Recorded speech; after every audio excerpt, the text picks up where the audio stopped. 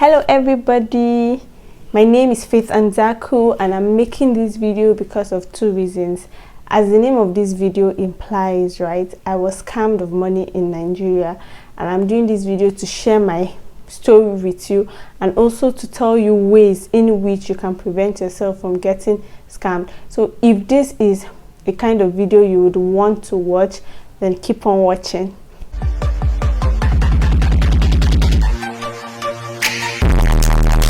Last year, on the 2nd of December 2021 to be precise, yes, I remember the date, after we had our devotions, we normally have devotion in my house by 5, so we finished having devotion. So like few minutes after 5, I heard my phone beep and I saw an alert.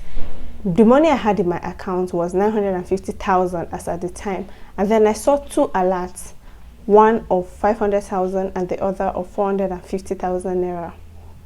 I was just like, wait, I don't understand. This is deduction from my account, and I was scared. I was just like, I started panicking. I was with my sister-in-law, I think, then in the kitchen, and then she saw, I was talking to her and I just left. Like, I didn't understand what I saw on my phone. What? 950,000 from whose account?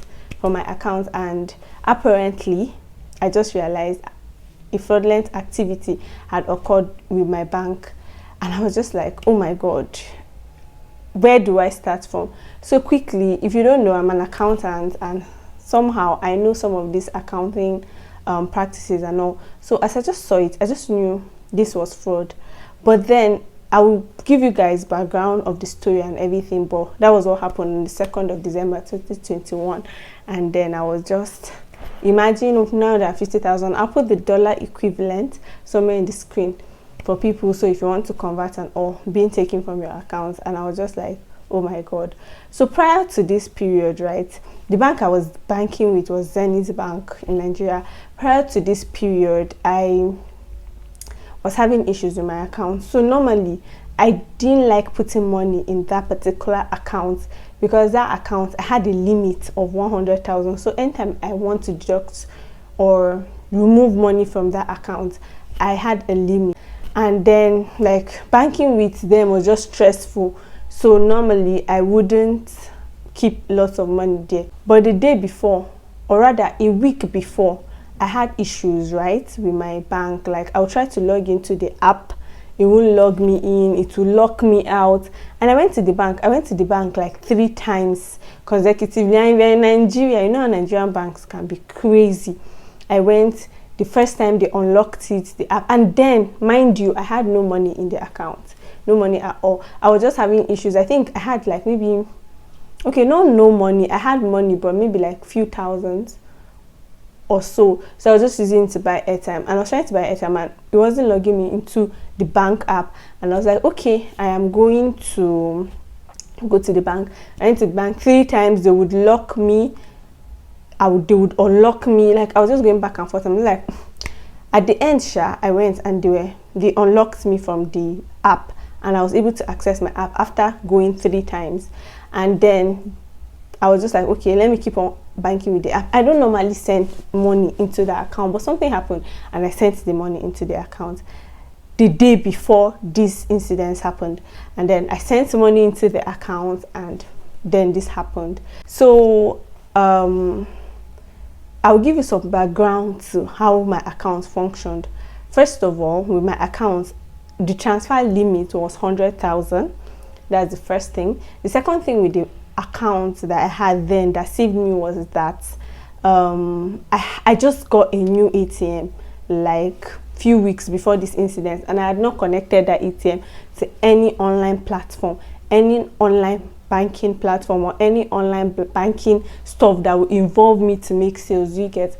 So I was just confused. How is it that my account, I cannot even take 100,000, I can't deduct 100,000 naira, they're taking 950,000 naira? And let me explain how the fraud happened. So I saw 2 alerts, one of 500,000 and the second one of 450,000 to people. I could see the people's names, I could see their bank, and I could see everything. That's the details of the people that the money was transferred into. And these are people I knew nothing about. I didn't know them. So I was just like confused, like what is this? And I was almost sure that this transaction was made by an insider in the bank, a fraudulent insider, or had to connive, or someone had to connive with an insider to do this, because my limit was 100,000. I had no ATM that was attached to it. Do you get? Or rather, the ATM that was attached to it, I didn't attach it to any other online platform. So as I saw the alert, surprised, I was like, hey, my chest.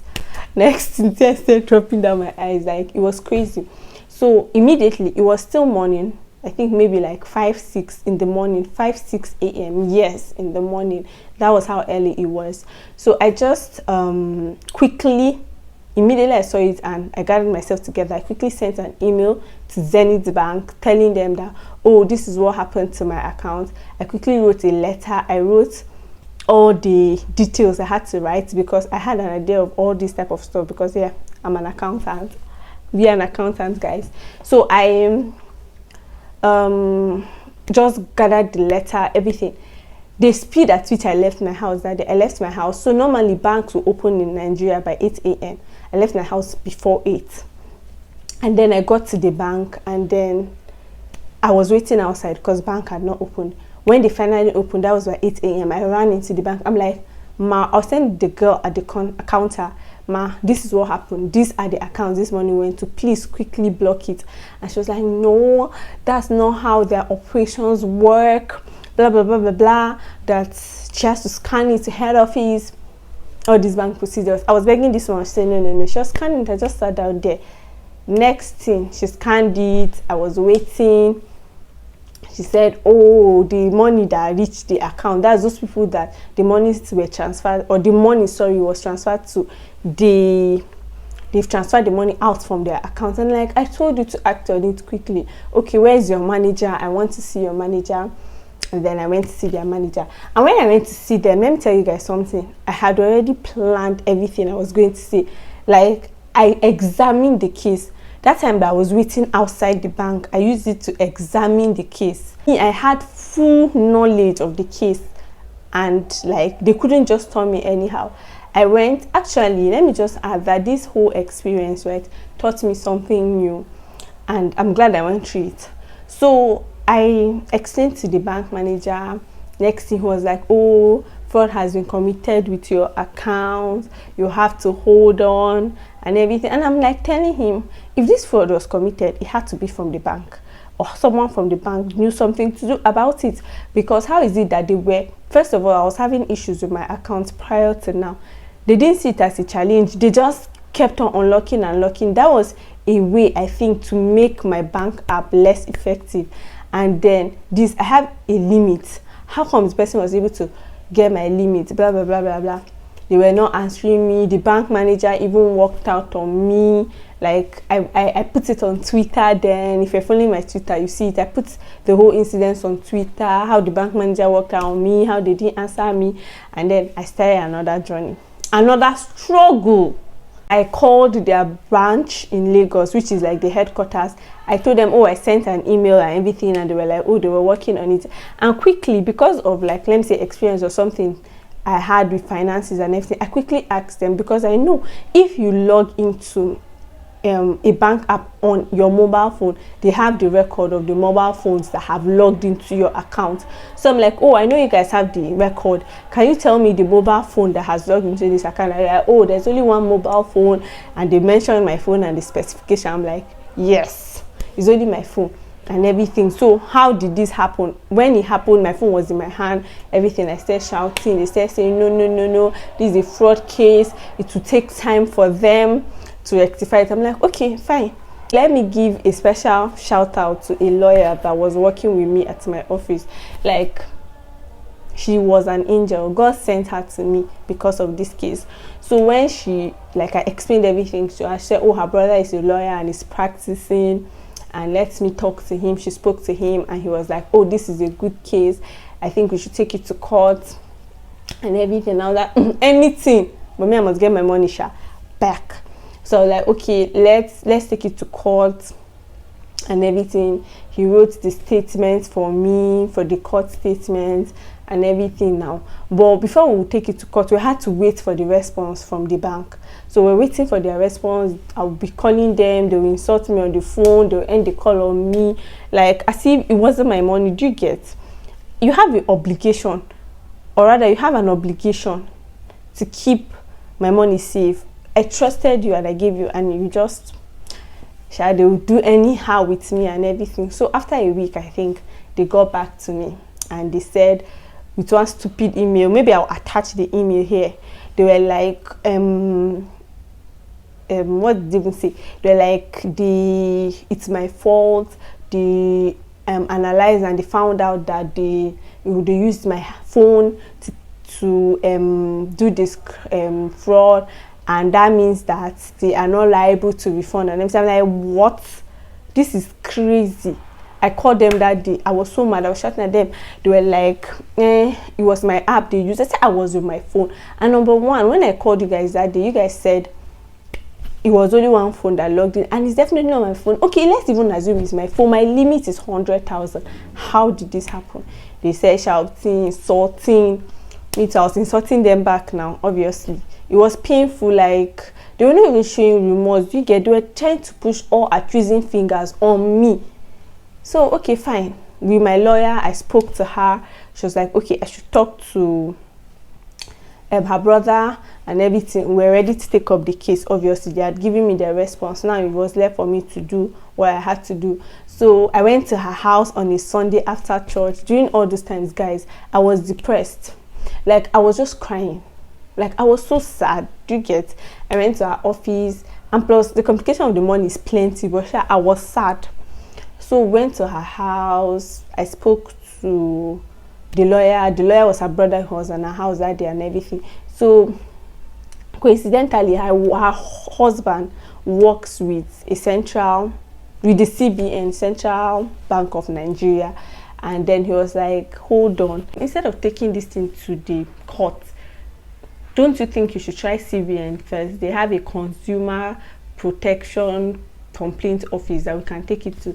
And then I'm like, it's a government organization, but he was just like, okay, let's take it to them. And I'm like, okay, I agree. I will write the letter to them. If they don't act on it, then I would move on and I would just go to the court, because me, I'm not leaving this bank. Like, even for the way they just acted to me, I'm like, no, I'm not letting this go. So we wrote the letter to the CBN. He helped me submit it, and Grace found me, guys. Grace found me. The person that got the letter from CBN, he was very hands-on. He told me to calm down. He called me, asked me the details of the case. I explained everything to him, and then he was just like, relax. But in my mind, I'm like, relax? How can I relax? But I was still keeping my cool and everything. So gradually he kept on updating me. That was a good thing. He would tell me, oh, they reached out to them, oh this, oh that, and I kept on just waiting for his response. And I think 3 or 2 weeks later, 2-3 weeks later, I got my money back. Yes, I got it back. They refunded me straight from their Zenith Bank headquarters, and the contact person at CBN called me. I was like, have I seen my money? I was sleeping that day, you guys. And then he called me. He was like, do I get alerts on my account? Okay, meanwhile, I blocked the account. Prior to that, I blocked the account, ended everything. Like, I just blocked it. No transaction to pass through the account. And then like, do I still receive alerts? I'm like, yes. I was like, I should check. I woke up like this. I was sleepy. I just started, I have gotten my money back. I started crying. I laid down flat on the ground. I was crying because when this thing happened, I put it on social media. So I had a lot of DMs, right, from people telling me about their experiences and how they did not get their money back. Do you get? Like, and I was so sad. Like, if not because I was ready to fight for it, like I thought I wouldn't get my money back, but I had to keep faith alive. My name is Faith Dor. So I was just like, I have to get it back. So I kept on pushing and pushing and pushing. And that's what you have to do, because they will suppress your voice and they will keep you thinking it's even your fault. Do you get? So I got the money. I was happy. I called him. I told him, thank you for helping me through. I was just grateful, basically. So this is what happened, right? And right now I want to tell you guys ways to prevent it, and I'll tell you what I learned from the process, relating it to what happened. So I might be citing examples and all, but then I will tell you guys ways to prevent it. There's something I learned during this process, that there are two obligations. There's the consumer obligation and the bank obligation. So the consumer obligation is the obligation to make sure that your mobile banking details are safe, you're not divulging your information, your ATM, the details are safe, you did not in any way compromise divulging those details too. Then POS too, like you didn't use your card or something in a POS that cannot be traceable. And then also just the obligation to make sure that your bank details are safe and you have not compromised them in any way. Then they have the bank obligation to make sure that the money is safe and everything in your account. But if in any way they find out that you have in any way compromised your bank details, then they would not be liable. That means if you have defaulted in any way to compromise your banking details, then the bank's obligation will no longer stand.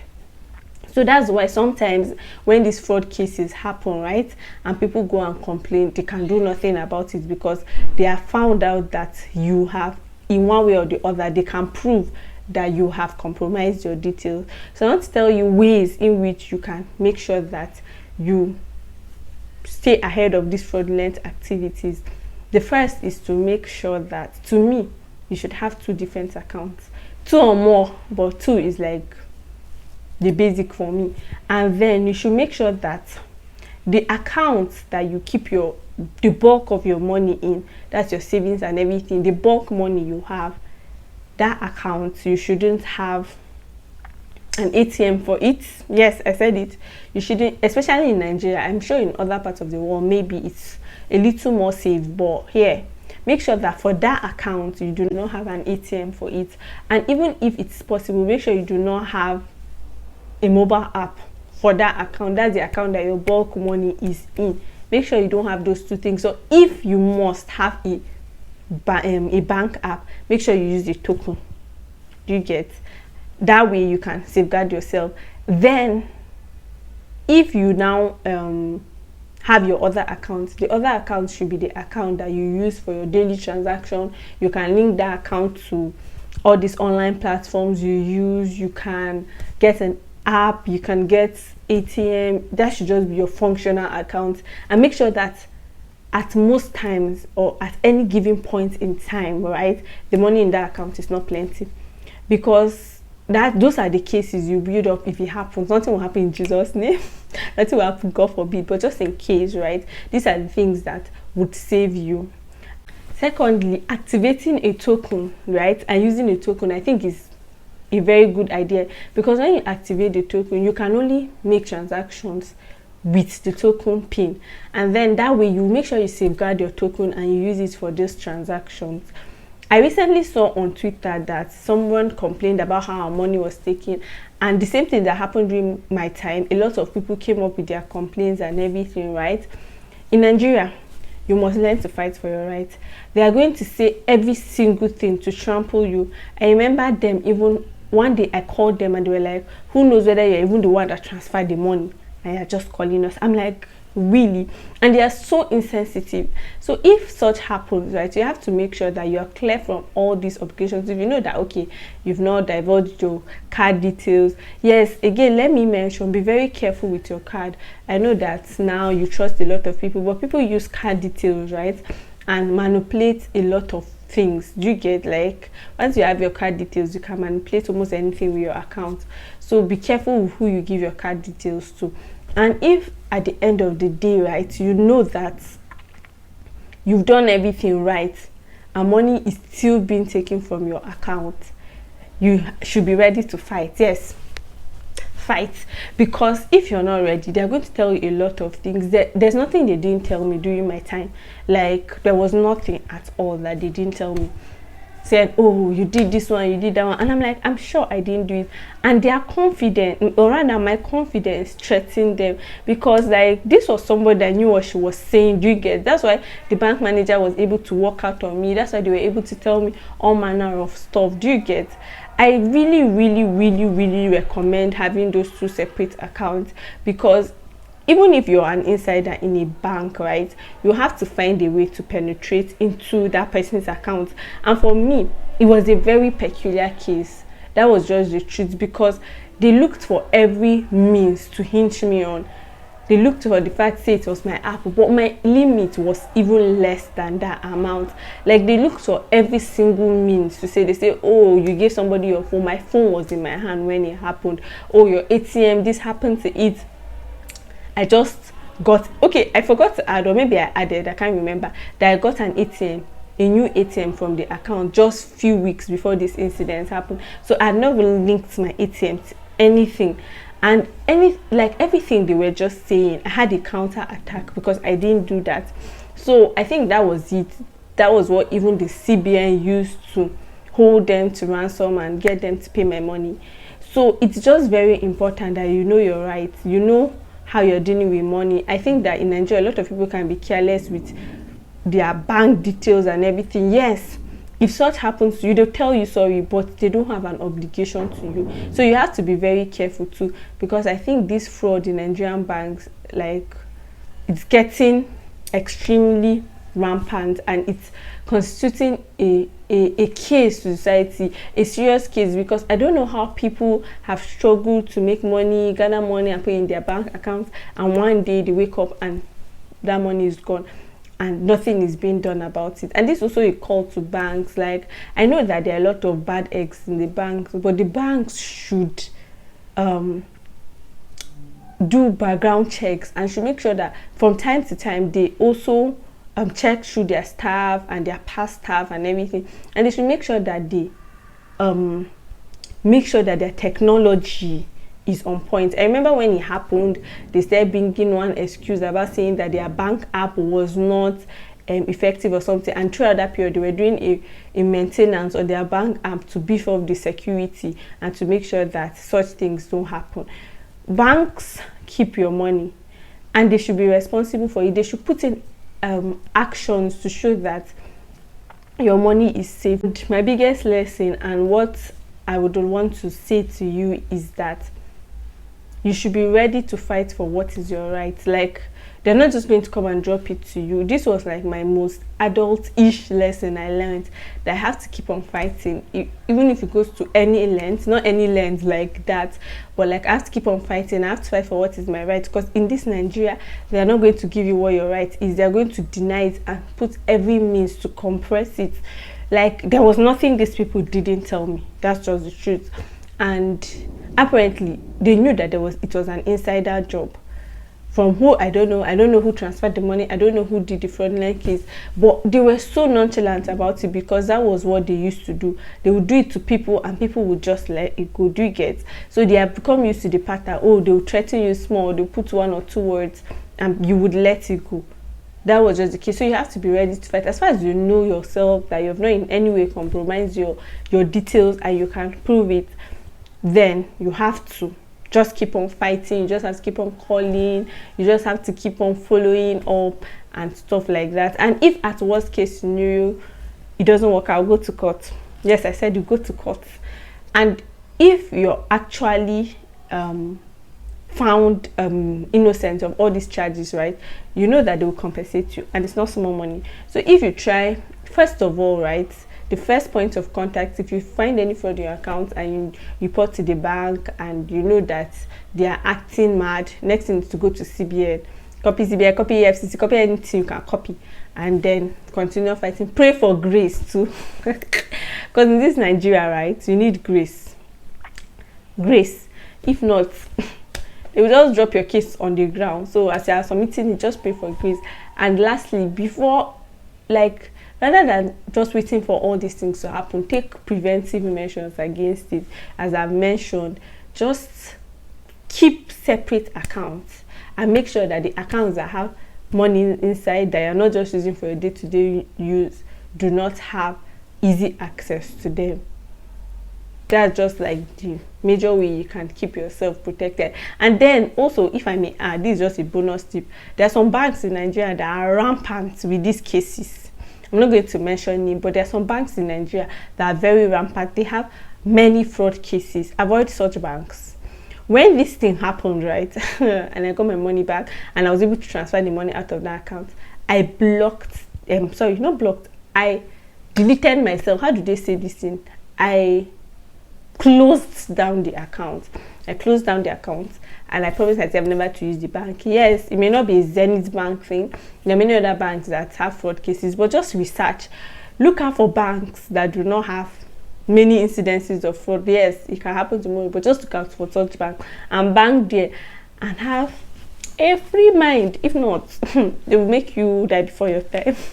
If you have such experiences with Nigerian banks, you can comment in the comment section below, or if you want to share further ways that you think that people can prevent this fraud, which is most important, you can share it also in the comment section. I'll be glad to listen and hear all your comments and just read through all your comments. And you can message me on my social media platforms too if you do not want it, if you want to be anonymous, so that I can find a way to just communicate it to people. Thank you for watching. I hope you would enjoy watching this video as much as I enjoyed creating it. Please don't forget to like, to subscribe, to comment, and to share. Until next time, see you guys. Bye.